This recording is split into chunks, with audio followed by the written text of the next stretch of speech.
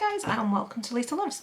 This one probably isn't going to be a particularly good quality, lighting, any of that stuff, because to be quite honest I couldn't be bothered to get out my lighting, ring light, all that palaver. It's all buried away under loads of homeschooling stuff, so you just need to bear with me for this one. I'm covering what I watched in May. We're into June, can you believe it?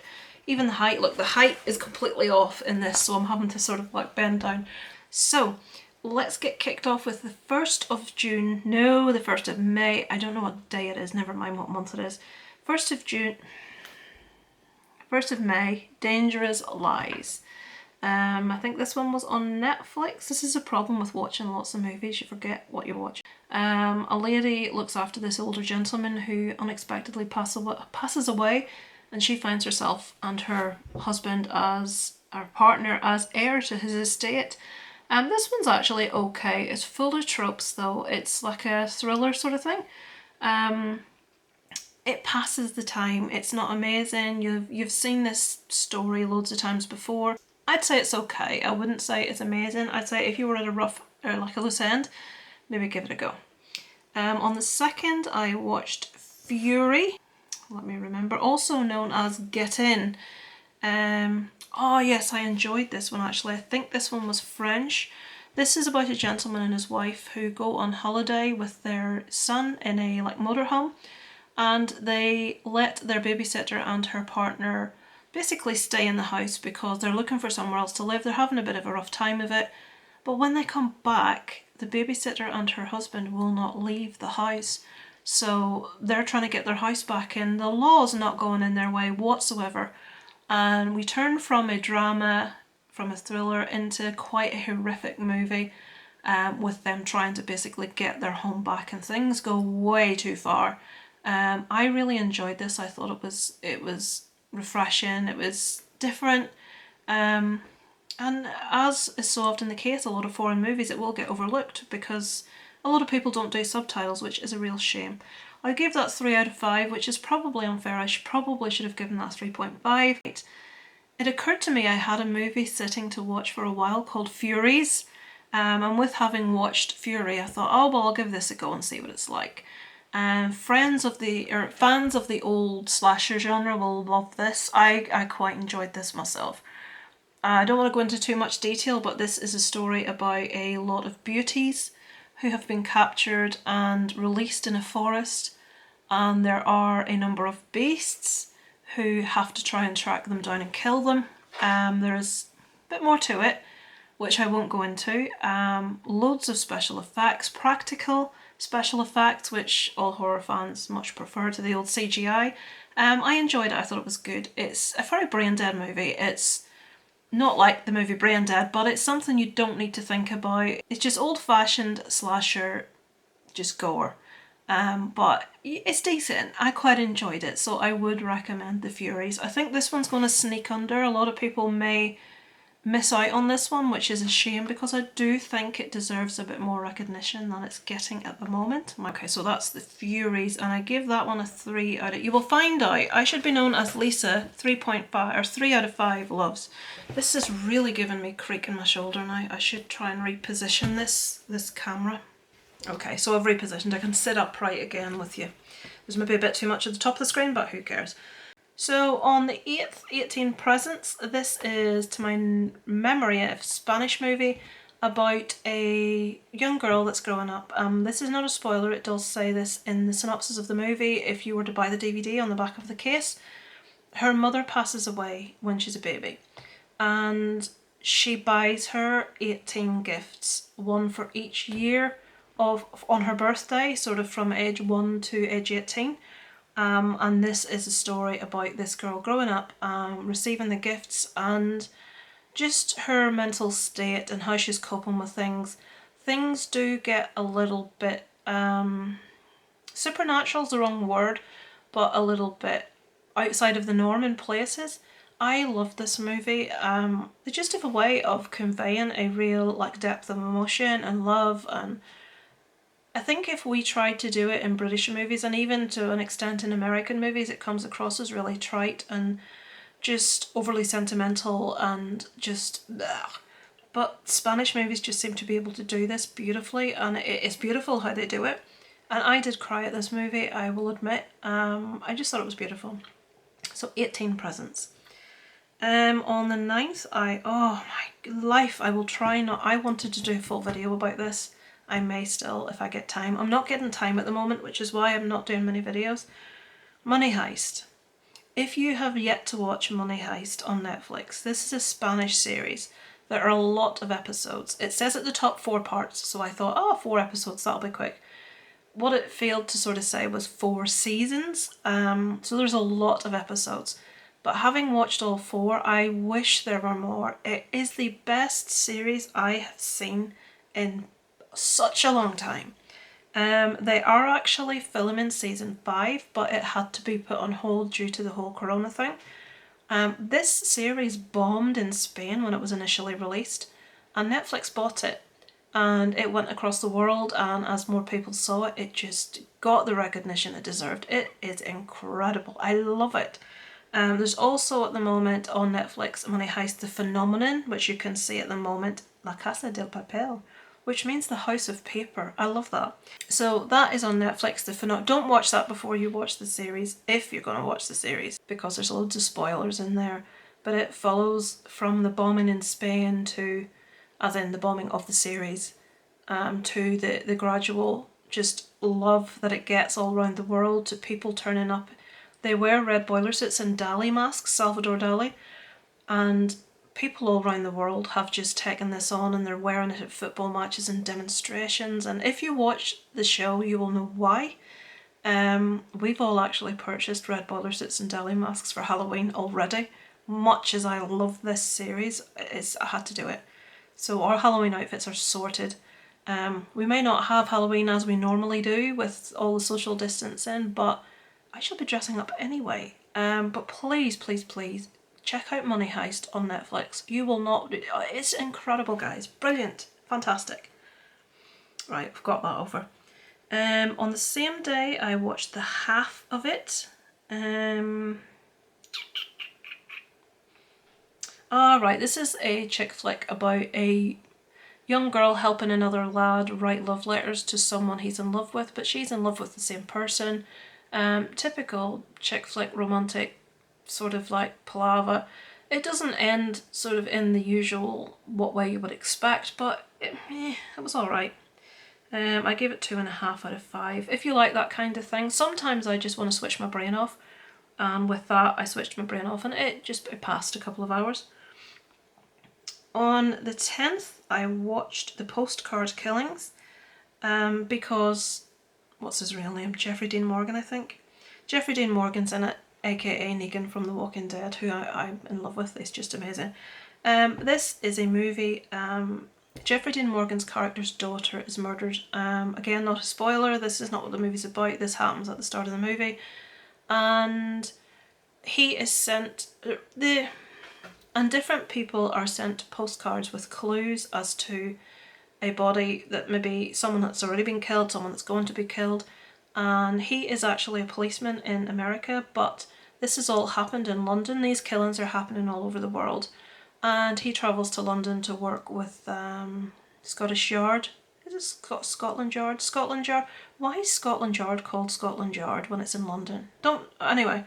And he basically is determined to get to the bottom of who's responsible for his daughter's murder, because the police are making pretty much a mess of it. And yeah, it's just like a nice little thriller, and I enjoyed it. I would recommend it. The Postcard Killings. I gave that one a 3 out of 5. Lisa Strikes Again. Look at that. Almost everything on this list, 3 out of 5. 16th, Tigers Are Not Afraid. Okay. I had read rave reviews about this. This is getting a lot of attention. It is, again, Spanish. I'll read what it says here. A dark fairy tale about a gang of 5 children trying to survive the horrific violence of the cartels and the ghosts created every day by drug war. Maybe I was in the wrong mood to watch this. I watched this in 2 sittings. It's a bit unusual. There is a lot of sort of like illustrative imagery in there as well. But I read somewhere it was compared to Pan's Labyrinth, which I love. Guillermo del Toro. You know who I mean. All of his movies, I love them. I'm not akin to a bit of imagery and a bit of symbolism, but this just missed the mark for me. I didn't feel it was as powerful as perhaps a lot of people were saying it was. Maybe it is to some people, but to me, it just did not strike as true as some other movies I've watched. So I gave it a 2.5 out of 5. But I will say a lot of other people are a lot more complimentary of it than that. So don't just take my viewpoint. A lot of people liked it much more than that. On the same evening, I watched The Night Clerk. This is a movie about a young man with Asperger's who works on the front desk of a hotel. He actually has bugged all the rooms with cameras so he can watch people's behaviour, not because he's a pervert, because he likes to watch social interaction so he can learn how to speak to people because he has difficulties in that area. And he inadvertently witnesses a murder. And not having the normal reactions or behaviour that most people would have in that respect, he doesn't do what most people would do and go directly to the police. Obviously he's going to have to explain why he's filming the rooms, and basically the whole thing just unravels eventually. And we find out who did it and why they did it and all that stuff. So it's just basically a little thriller type thing. It was the young lad that stars in it was excellent. And it wasn't bad. I give it 2.5 out of 5 again. I didn't love it, but it wasn't bad. I quite liked it. On the same night, this is 3 movies in one day, I watched Body Cam. I've been hearing an awful lot about this from other people. What did I give this? 3 out of 5. This is... It reminded me in places of naff horror. I liked the concept. This was, how can I explain this without telling you too much?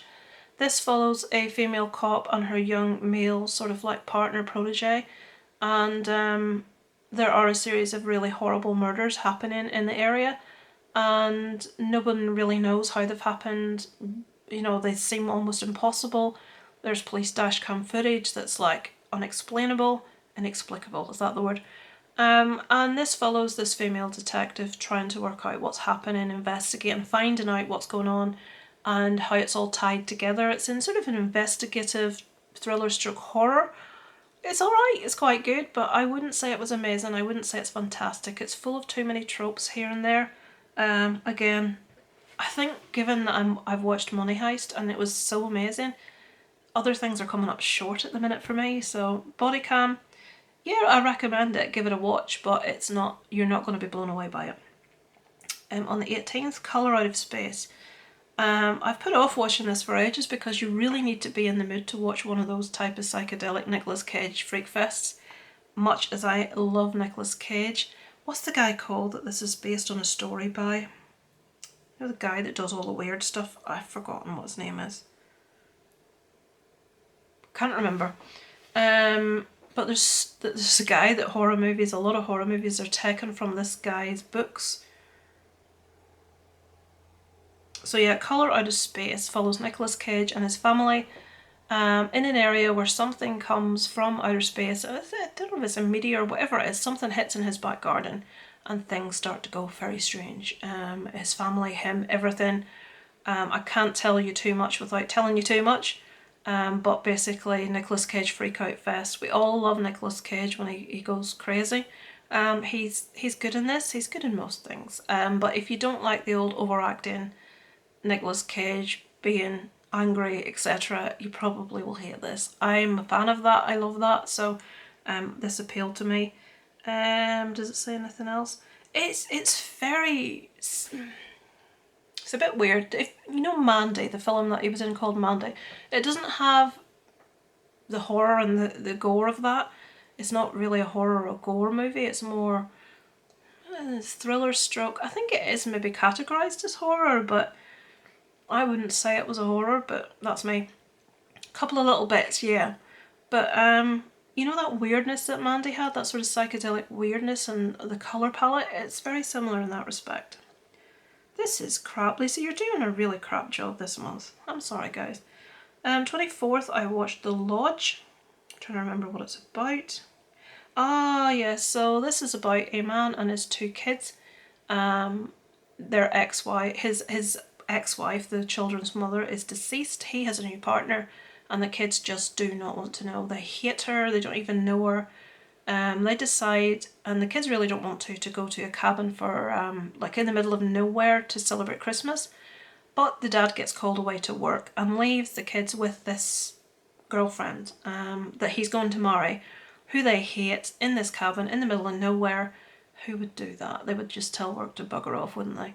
But things kick off when he leaves, and we're not entirely sure as we watch the movie whether what we're seeing is actually real or whether it's maybe the figment of someone's imagination. But we're left sort of guessing and back and forth through the movie, and I did quite enjoy this actually. The performances of everyone involved were excellent, so yeah, I would recommend The Lodge. I give that a 3 out of 5. You do maybe think I'm being a bit sketchy or a bit not saying much about these movies. I'm deliberately not wanting to tell you an awful lot to spoil them for you. 26th, Rambo Last Blood. Yes, I eventually watched it. I'm a fan of Sylvester Stallone. I love him. I prefer the Rocky movies to the Rambo movies. I think because I never saw the Rambo movies when they came out, I don't have that sort of like looking through those old rose-tinted glasses, nostalgic wise. So yeah, they were okay. It was okay. It had some really satisfying gore scenes in it. Basically, it's a revenge movie. I won't say any more than that. Somebody does wrong by someone that John Rambo loves, and he goes out to sort them out, and sort them out he does. Some moving parts in there. As I say, I do love Sylvester Stallone. I feel he gets a bad rap for his acting. I think he has the potential to be an excellent actor, but does not get the roles. Check out Copland, just as an example. But yeah, Rambo Last Blood. If you like the Rambo movies, you're going to like it. Give it a watch. 27th, Knives Out. This was actually surprising to me, surprisingly good. This is a really, really good cast. This is a weird whodunit comedy, sort of like thriller movie.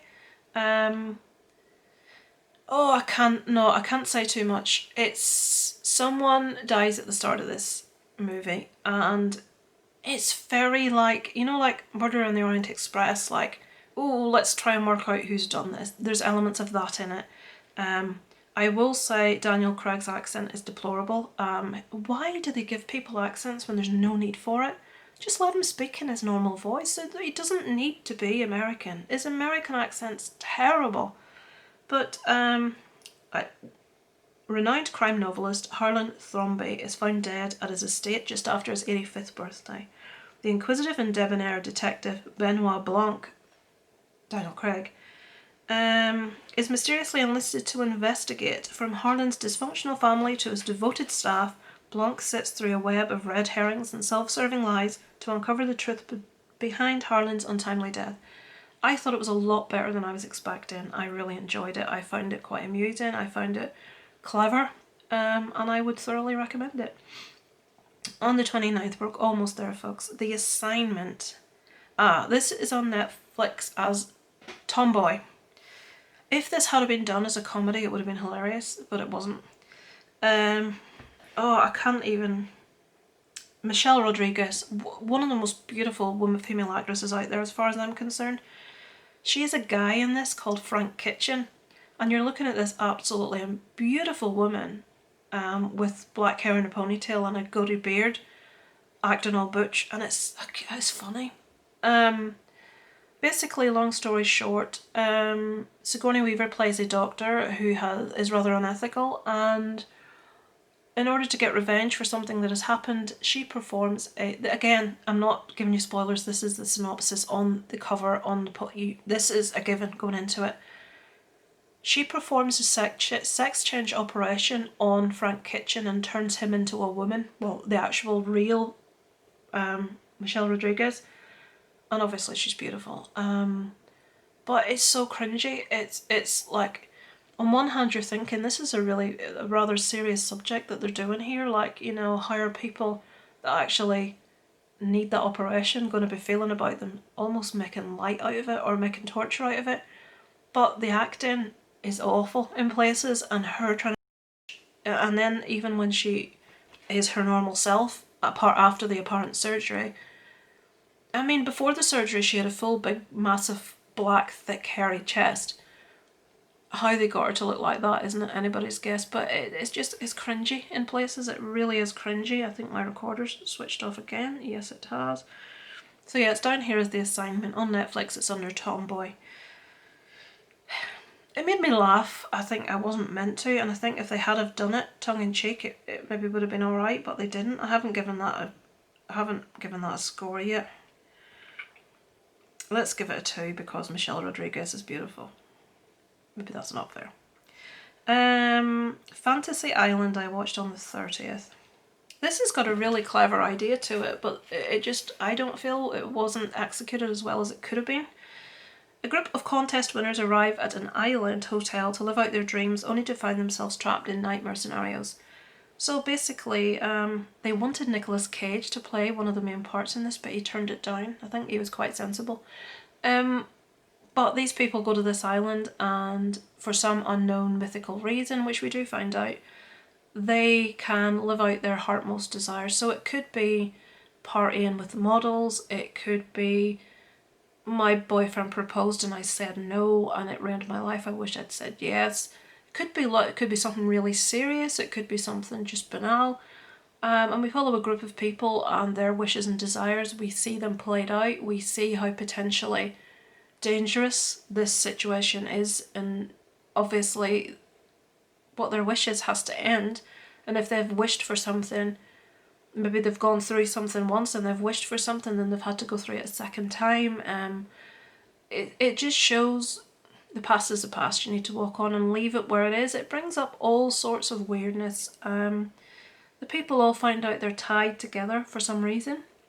Not physically, I mean not literally, figuratively speaking. There is a link between all the people which they find out. It was okay. I loved the concept. I thought the concept was excellent. I just felt the execution wasn't as strong as it could have been. Fantasy Island I gave it 2.5 out of 5. That's maybe a bit harsh. I maybe should have given it a 5. I think there were little bits in it that dragged it down for me that seemed a bit too stupid. But yeah. Lastly, Penance Lane. I haven't rated this either. When did I watch this? I watched that one the 30th, so a few days ago. I'm trying to remember. Alright, yep, I remember. 1.5, I think.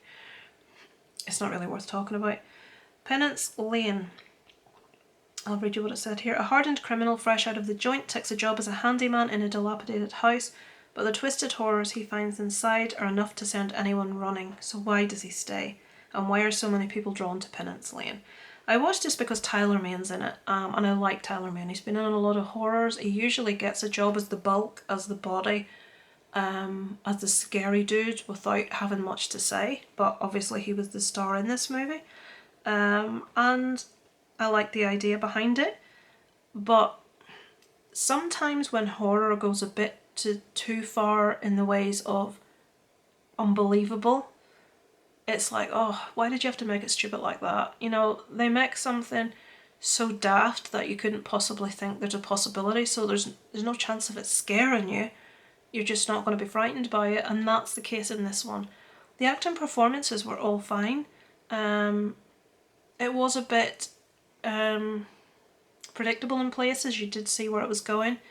There wasn't an awful lot of payoff, and I feel that it was a bit too far from the realms of reality to be frightening, if that makes any sense. I wouldn't say rush out and watch it. It's not the worst. It's not as bad as, what was that awful? The La Llorona. It's not as bad as that. That was flipping hideous. But it's not good, guys. So yeah, that is what I've watched in May. Got it right this time. So have you watched anything lately? Please let me know if there's anything worth watching. I implore you to watch Money Heist. It is an incredible series. There's also a French series I believe on Netflix called Into the Night, which I couldn't log on Letterboxd because it's a series, not a movie. I really enjoyed that. There's only one series of that, but they left it open, so there will be more. I don't want to tell you anything about it. It's pretty much all based on an airplane. There's a reason why these people are constantly having to travel into the night. They have to stay in darkness. Watch it, all will become clear. It is well worth a watch, but Money Heist blew me out of the water. It is just the best thing I've seen in a long time. So hope you're all well, folks. I will try and record a little short catch-up vid as well to put up to let you know what we've been up to. And until next time, over and out from Lisa Loves.